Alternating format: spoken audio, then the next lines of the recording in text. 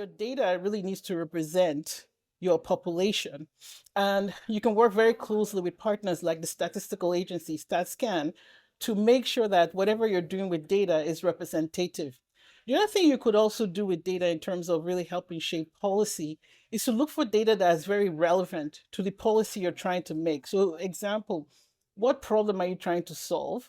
And then you make sure that the data that you're using really is curated and contextualized to support the policy question you're asking. We have a very technocratic view of the challenges facing us. If we just had better data, we'd have better decisions. I think the challenges are more nuanced than that.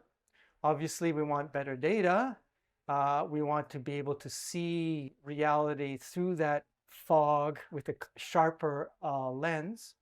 Obviously, we want better access to that data, and we want more use of that data.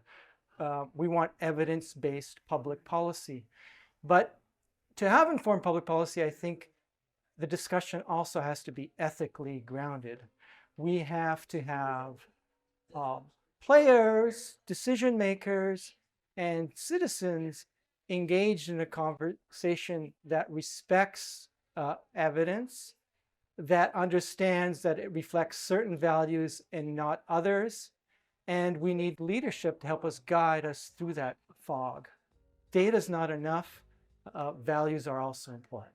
I actually think in First Nations communities, we need to be equipped for collecting our own data and analyzing it. But the far bigger problem, I think, is implementing the solutions that the data already suggests that need to be implemented.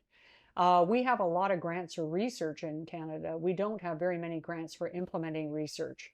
And that has to change. That has to shift so that the Canadian public gets the full benefit of the convincing knowledge that's already out there.